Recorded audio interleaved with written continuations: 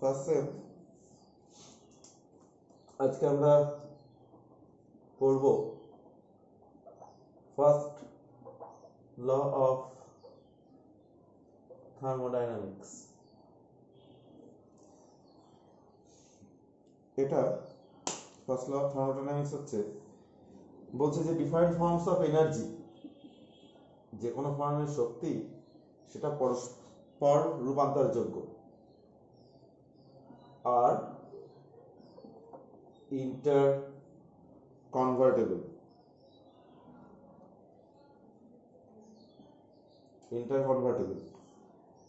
এবং যখন কোথাও থেকে একটা অ্যামাউন্ট এনার্জি কোথাও থেকে লোপ পায়, তাহলে অন্য কোনো জায়গায় সেম অ্যামাউন্ট অফ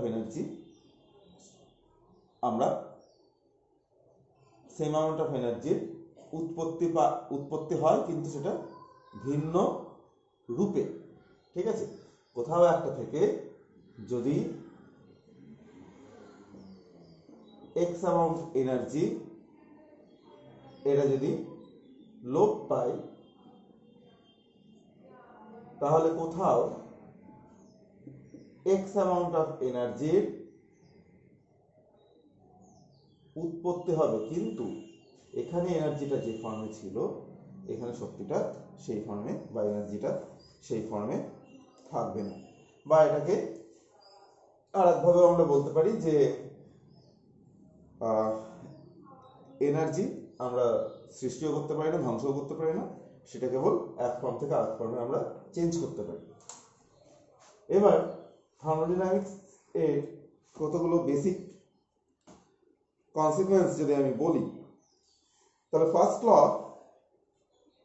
যেহেতু work done, W equal to work আর Q ইকুয়াল টু হিট, দুটোই শক্তি।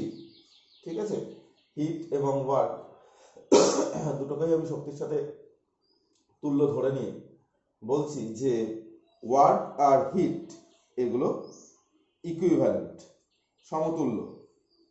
এবার যদি একটা সাইক্লিক প্রসেস আমরা ক্যারি আউট করি, তাহলে আমরা এটা বলতেই পারি যে কোথাও সাইক্লিক প্রসেস ডিকিউ শক্তি এবং প্রতি সাইক্লিক প্রসেস ক্যারি আউট করছি, আমরা বলছি যে প্রতি স্টেপের জন্য এর ওয়ার্ক ডান হচ্ছে D U, work done for each step. আমরা একটা সাইক্লিক প্রসেস কনসিডার করছি যেটা ইনফাইনাইট স্টেপে সেই সাইক্লিক প্রসেসটা হচ্ছে, মানে সাইক্লিক প্রসেসটা অসংখ্য ধাপে হচ্ছে বা অসীম সংখ্যক ধাপে হচ্ছে। আর ডিকিউ হচ্ছে heat involve for each step. তাহলে আমি এখান থেকে বলতেই পারি D Q is equal to minus D W. এবার যদি আমি সাইক্লিক ইন্টিগ্রেশন করি, তাহলে আমি এরকম করে লিখতে পারি। এখানে প্লাস এবং মাইনাস এই জন্য দিয়েছি যে কোথাও শক্তি মানে তাপ এখানে গেইন হচ্ছে এবং কার্যশক্তি লোপ পাচ্ছে, বা উল্টোটাও কেউ যদি মনে করে তাও কোনো অসুবিধা নেই। ঠিক আছে, তাহলে আমরা এরকম একটা জিনিস দেখতে পাচ্ছি যে কার্য সেটা শক্তিতে রূপান্তরিত হলো। এইবার এটাকে আমরা লিখতে পারি DQ plus DW equal to 0। এর আগে আমরা এক্সাক্ট ডিফারেন্সিয়ালের কতগুলো প্রপার্টিতে পড়েছি যে কোনো এক কিছুর সাইক্লিক ইন্টিগ্রেশন যদি 0 হয়, তাহলে সেই জিনিসটি এক্সাক্ট ডিফারেন্সিয়াল হয় বা সেটা একটি স্টেট ফাংশন হয়। এইবার আমরা এই স্টেট ফাংশনকেই, এটা একটা স্টেপের জন্য আমরা এই স্টেট ফাংশনটাকে বলছি ডিই, দ্যাট ইজ ডিই হচ্ছে একটা স্টেট ফাংশন যেটা ডিকিউ প্লাস ডিডব্লিউ, এবং যে কোনো প্রসেসের ক্ষেত্রে cyclic integration D E equal to 0 হবে। Thus, for a change occurring in any system, the expression dE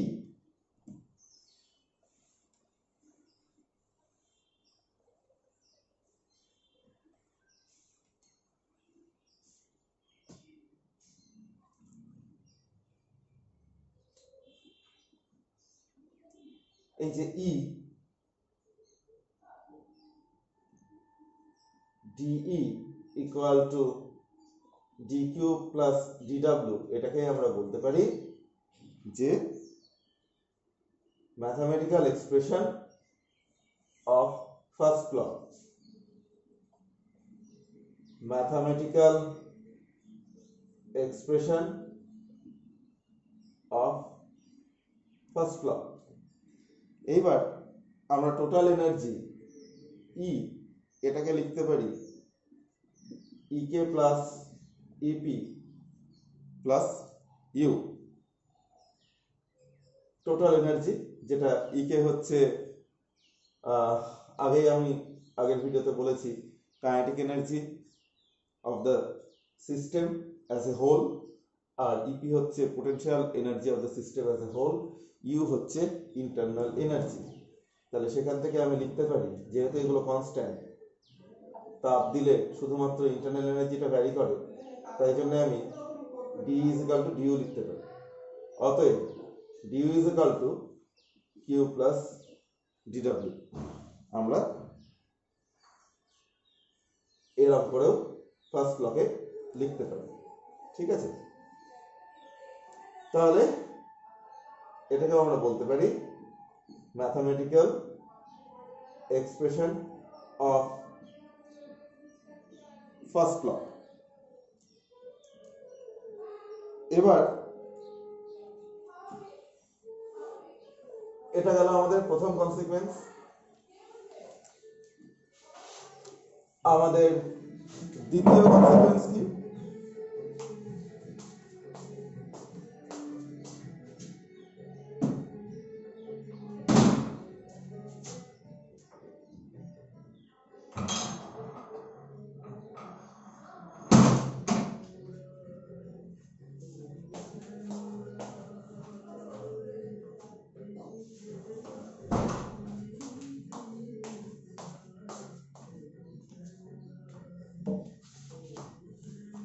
এবার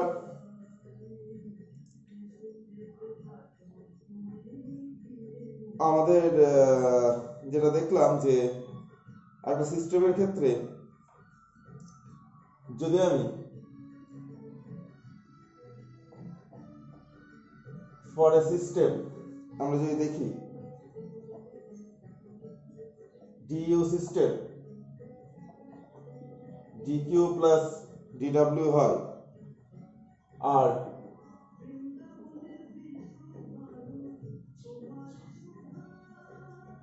ফর সারাউন্ডিংস আমরা যদি বলতে পারি DU surroundings equal to minus DQ minus DW, এটা আমরা বলতেই পারি যে সিস্টেমের ক্ষেত্রে যা হচ্ছে সিস্টেমের এনার্জিটাই সারাউন্ডিংসে যাচ্ছে ফর এ ওপেন সিস্টেম। তাহলে আমরা ডিকিউ সিস্টেম যদি ডিকিউ প্লাস ডিইউ লিখি, ডিইউ সারাউন্ডিংস আমরা মাইনাস ডিকিউ মাইনাস ডিডব্লিউ লিখতে পারি। এইবার আমরা যদি দুটোকে যোগ করি, that is DU system plus DU surroundings equal to 0। দেখো এটাকে 1 নম্বর সমীকরণ নাম দাও, এটাকে 2 নম্বর সমীকরণ নাম দাও, দুটোকে যোগ করলে এটা 0 হচ্ছে। এবার সিস্টেম প্লাস সারাউন্ডিংস আমরা জানি ইউনিভার্সাল, তাহলে ইউনিভার্সের ইন্টারনাল এনার্জি চেঞ্জ এটা কিন্তু 0 হচ্ছে। তাহলে যেটা আমরা আগে দেখেছিলাম যে টোটাল এনার্জি, এটার মানে কি total energy of the universe remains constant. এই যে স্টেটমেন্টটা বলা হলো, এই স্টেটমেন্টটাকে বলা হয় Clausius statement of first law of thermodynamics. Next আমরা যদি একটি অ্যাডিয়াবেটিক চেঞ্জ দেখি,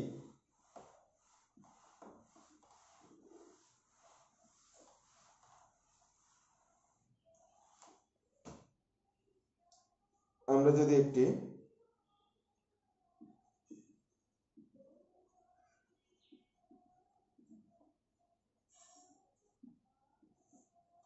for adiabatic change from first law আমরা বলতে পারি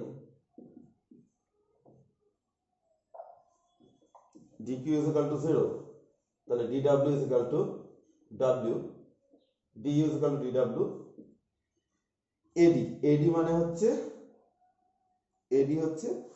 যে work done in adiabatic process, that is, এটাকে যদি ইন্টিগ্রেশন করা হয় that is delta w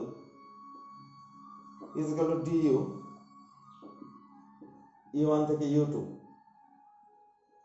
that is WAT। এইবার আমরা কি বলতে পারি যে যদি কোনো অ্যাডিয়াবেটিক ওয়ার্ক ডান হয় তাহলে তার ইন্টারনাল এনার্জি ডিক্রিজ করে, আর যদি কোনো, এবং তার ভাইস ভার্সা আর কি, ঠিক আছে, এর ইন্টারনাল এনার্জিটা ওয়ার্ক ডান আমরা জানি আর কি যে ইফ ওয়ার্ক ডান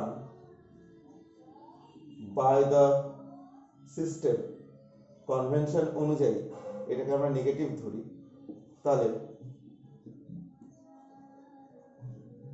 এডি হবে। তার মানে আমরা কি দেখছি যে ইন্টারনাল এনার্জিটা ডিক্রিজ করছে যদি work done by the system, আর work done on the system যদি সিস্টেমের উপর কার্য করা হয় তাহলে আমরা কি দেখব না ইন্টারনাল এনার্জি ডিক্রিজ করছে। তাহলে এই জিনিসগুলো আমরা জানি এবং দেখলাম, কিন্তু প্রশ্নটা হচ্ছে এই যে আমরা এই এক্সপ্রেশনটা পেলাম যেখানে আমরা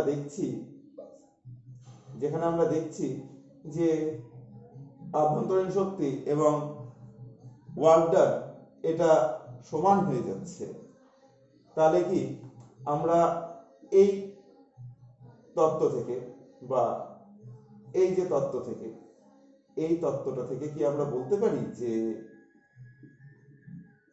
W is a state function?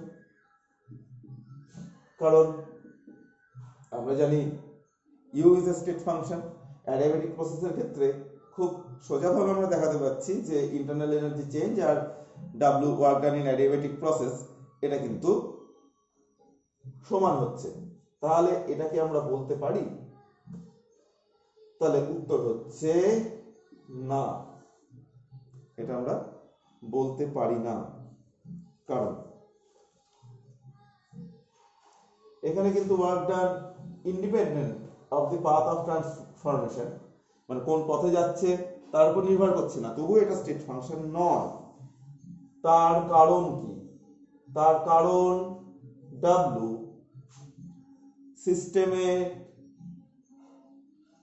যে চেঞ্জ হচ্ছে সেই চেঞ্জের আগে বা পরে সিস্টেমে W কিন্তু থাকছে না, ঠিক আছে, W is not present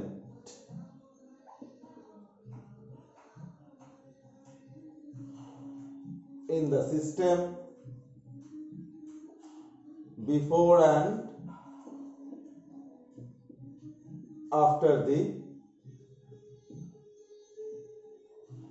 transformation। শুধু যখন ট্রান্সফরমেশন হচ্ছে তখনই থাকছে, কিন্তু তার আগে বা পরে থাকছে না। স্টেট ফাংশন হতে গেলে কিন্তু এটা একটা ইম্পর্টেন্ট ধর্ম। যেরকম ইন্টারনাল এনার্জি সিস্টেমে ট্রান্সফরমেশনের চেঞ্জের আগেও ছিল, আবার চেঞ্জের পরেও সেটা সিস্টেমের মধ্যেই থাকলো, ঠিক আছে, যেটা কিছুটা হ্রাস বা বৃদ্ধি হতে পারে, কিন্তু ইন্টারনাল এনার্জি সেটা সবসময় সিস্টেমের আভ্যন্তরীণ ব্যাপার, ঠিক আছে, অর্থাৎ সেটা সিস্টেমের ট্রান্সফরমেশনের আগে বা পরে সেটা থাকবে। নেক্সট হচ্ছে এই ডাব্লুটা কিন্তু সিস্টেমের কোনো প্রপার্টি নয়, নট সিস্টেম প্রপার্টি, ঠিক আছে। আর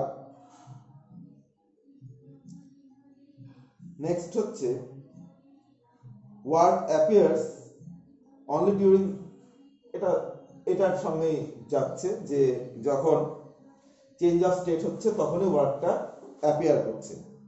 আর একটা, আমি যদি এক সিস্টেম থেকে আর এক সিস্টেমে যাই, that is not equal to W2 minus W1 adiabatic চেঞ্জের ক্ষেত্রে।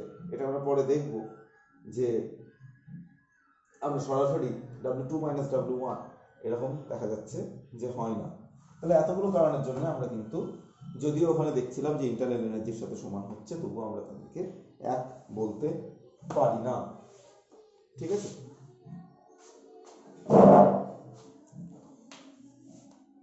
আচ্ছা, এরপরে ওয়ার্ক ডান বলবো এরপরের ভিডিওতে।